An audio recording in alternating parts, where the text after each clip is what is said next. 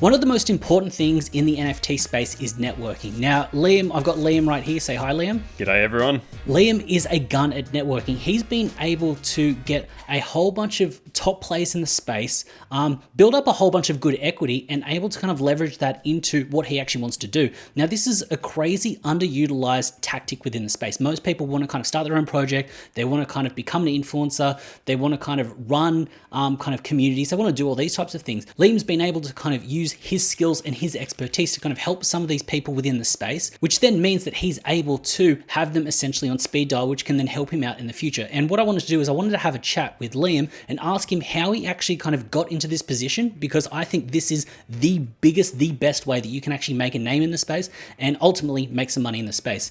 So Liam, can you kind of give a bit of a breakdown about how you just kind of got into essentially like the inboxes and able to kind of help some of these guys that actually were making moves in the space and were able to align with them? Yeah, to be honest, it was absolutely a fluke from my end. I had no idea that it was going to be as valuable as it has been. And if I had my time again, knowing what I know now, I would have gone much harder on the old networking thing, because it's been a lot more profitable and changed my life in way more ways than I could ever have imagined. And yeah, to answer your question, to start with, the only reason I started doing it was because I was just an NFT noob and I had no idea what I was doing, and I had just so many questions and I felt like I couldn't get any of those questions answered. So I just started trying to be really nice to people and just trying to be really friendly in the hope that they would see that I'm friendly and then kind of take me under their wing and kind of help answer the stupid questions that I had. And so that's just kind of how it started. And I realized very quickly that the Web3 space is full of really nice people, and yeah, there's more than enough helpful and friendly people out there to kind of guide you. So yeah, definitely rewarding. I guess coming down to some of the brass tacks and some of the details, are you able to kind of almost quantify what you've been able to do from some of that networking? Just so, because I know that networking can kind of be like a vague term and people don't actually know how that can translate into something that can kind of generate you an income or put you on a path to making some money. So can you kind of break down and explain how it can actually turn from just knowing someone into actually money, I'll give essentially? you an exact breakdown of how I would do it if I was to start again. I mean, the worst thing you can do with networking is to like slide into people's DMs, like influencers DMs, and like try and like sell them on something. Like influencers get DM'd all the time. They see what people are trying to do. Like it doesn't work. A much smarter way to go about it is two ways. If you have money, buy their alpha pass. So make a list of all the people that you'd like to get connected with and spend the money to be in their community. A lot of people don't have money, so this tactic isn't very good. But the example I always use is the proof pass, with Kevin Rose. Like he's an amazing person to get close to. Or Gary Vee, right? Like I know Gary Vee has a private chat with all his rare black cat V Friends owners. I can't remember what the floor price is for this black cat, but it's of something absurd. But if you want to talk to him, like buy the NFT for like $100,000. You know what I mean? Like that's a great way to do it. But most people listening don't have the money. When I started, I didn't have the money. So there's a ton of free alpha discords out there with some really amazing people, some people that are really well connected. I know you have a great Discord as well yourself, Nate. Like, so finding someone like yourself, jumping into their Discord and just from the word go, just being friendly, introducing yourself, and just trying to be like a really valuable community member. Put yourself in the position of a Discord owner or a community leader. What's the kind of person that you would like in your Discord? What kind of stuff would they talk about? What kind of information or alpha would they bring? Like, what would they do to the community? Try and be that person, and very quickly you will stand out, because most people join Discords and just try and take from the community, try and ask other people's questions or try and shill their own stuff. You know what I mean? So just by switching your thinking around, okay, if I owned this Discord, what kind of person would I love to be in here? What kind of traits would they have? What kind of stuff would they talk about? And then write that stuff down and try and be that person. Now, that's essentially what I did from the start. And yeah, it happened very quickly. I had people that I never thought I'd be able to talk to one-on-one actually reach out to me via DMs, even though I was an absolute nobody, purely by doing this kind of thing. And how can you almost kind of explain how someone could use that and turn that into an advantage to make money? So I'm guessing there's like sort of how can you turn a network and having someone that's going to answer your DMs, these influencers or these people of kind of in a position of power, how could someone turn that into sort of like, how could they monetize that essentially? How would you kind of go about it, and how would you suggest someone go about that in a tasteful way? Yeah, well, it definitely happened to me, and I didn't realize this, but I had a moderate success flipping NFTs. Like, if anyone is familiar with my journey, like, they can see that I've made a decent amount of money flipping NFTs. But the majority of my wins with NFTs were flipping for like 0.1 or 0.2 profits, or even less. I didn't have any of those big wins, like those multi-ETH wins. I mean, it took me so long to flip my first NFT for over 1 ETH. And I remember that day because I was so happy, like I finally cracked that 1 ETH NFT win. But that win actually came from a project called Cool Pets, which was the Cool Cats second collection. Yep. And the only reason I was able to mint that, because it was an incredibly hard collection to get whitelist for, extremely popular, was because Zeneca gave it to me. So Zeneca is someone who really exemplifies this ethos. I think he's just such an amazing guy, and I was really lucky to get into his Discord early, and I just did exactly what I just talked about. Again, I didn't know what I was doing. I was just trying to be friendly because I was lost, and I just tried to be helpful. And he was one of those guys who reached out to me one day and said, "Hey man, I really love how caring you are for our community. You help so many new people when they come in." And again, like, I didn't know what I was doing, but I was like one step ahead of the next new guy that joined the community. So when they joined the Discord and I had no idea what to do, I would always like chat to them in the general chat and be like, "Hey, welcome. Like, if you want to find out about this thing, go to this channel. If you want to do this, go to this channel." Like, I just tried to like help welcome them. And Zeneca, just offered me a mod position out of nowhere.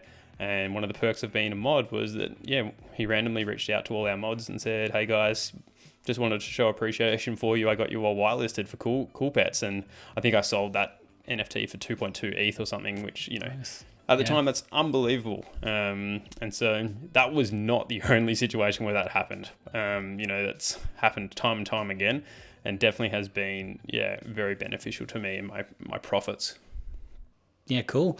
If you were to look at sort of your journey and kind of like building up this network and kind of building up that Rolodex, is there anything that you would have kind of done differently, or you'd suggest people to do differently when approaching it to kind of either get the success faster or not kind of trip over themselves? Because I feel like the best way to kind of get success is to learn from other people's mistakes.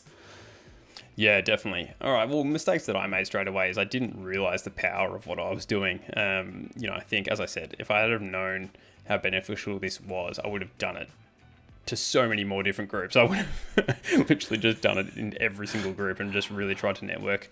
I think as time has gone on, I've been able to go through the project founder position. I've going through being a media person and an influencer in that sense. And so that's opened up new challenges and new difficulties, I think, that I've personally found in my journey. And therefore there's a new gap that needs to be fixed, right? And so for people that are just starting out and feel like they don't have any value, like, reach out to these people that are starting their own projects, or are starting their own media company, or are starting their own Discord community, and reach out to them and be like, well, what's something like you need to get done right now, but you just don't feel like you don't have time for? It's on your list, but you just need to get it done. And it's just so easy for me to be, as a project founder now, just to be like, "Oh yeah, I need this, and this done. I don't know if you can help me with that," and just like palm it off. That's incredibly helpful and incredibly valuable. And the people that have done that to me personally now, I've rewarded them with whitelist straight away, and I've been like incredibly thankful for them. The mistakes I made is definitely not thinking further ahead and kind of expanding my vision of what's possible, and just how many problems busy people have. Like, the busier they are, the more problems they have, and so the more helpful you can be, essentially. And I guess the other thing would be not actually having a Rolodex like you just talked about. Like, I had a mental Rolodex and I had a lot of DMs, but I didn't actually have it all written out, like who was a project leader, who was a founder, who was a whitelist guy that just, had all the connections with whitelist. Like, I think being more organized, that definitely would have been helpful for me moving forward, because I've just met hundreds and hundreds of people along the journey. So yeah, taking names and contact details and stuff can be very, very beneficial. I guess what advice or info would you kind of give to someone that is kind of looking at that first step of like, oh, I'm meant to network. What should they kind of do? If you could kind of wrap it up, just that one sort of kick in the butt to kind of get them to actually do that so they can be the next Liam D. Yeah, go on Twitter, type in the Twitter search bar Alpha Pass or Alpha Discord or something, and then just trawl through the search results. I mean, this isn't a very easy way to go about it, but like it's the fastest way for newbies to just get it done. And that's just, search and just go to every single Twitter, and most of them won't have open Discords, or they'll be gated by an NFT pass. Just join the ones that do have an open Discord, just immediately introduce yourself, and then, as I said, write them all down and just go through them one by one. Like, you won't get people responding to you straight away in most of them, but if you do like 10 or 20 at once, you'll slowly start building up conversations. You'll start to get known in the space. As a Discord founder, like I recognize the regular names, so just keep showing up, and just take patience. Like it'll only take a few weeks, but you'll start standing out in 2 or 3 different Discords, and you'll be amazed at what doors open up as a result from that. Cool, thanks for that. So the message that kind of I wanted to get across and that Liam wanted to get across was the fact that the word networking is thrown out there. No one really knows what it kind of means or is until you actually have done this. And the idea about going on there and just being friendly, trying to be everywhere as much as you can and being active and at the forefront, you will be rewarded with things like whitelists, with access, because exactly like Liam said, it's the same kind of thing. Like I will occasionally just give whitelists to projects that could be hyped or whatever, because you just want to give value to people that have been assisting you. So I think that is a very crucial key component, is the fact that if you're around when those opportunities come up, those opportunities will fall into your lap, and then those will turn into money. So Liam, thanks for coming on and kind of giving everyone a breakdown about how to actually network and the benefits of networking. Yeah, thank you, man. It's just like the simple sentence is give without expecting anything in return. That's how I've always operated, and it's just served me unbelievably. And ironically, that's when you get the most stuff in return. So, just give without any expectation in return, and karma comes around eventually. Awesome. I've got Liam's channel, all his social details all below. Go check him out. As always, it's been a pleasure having you with me. I look forward to seeing you in the next one.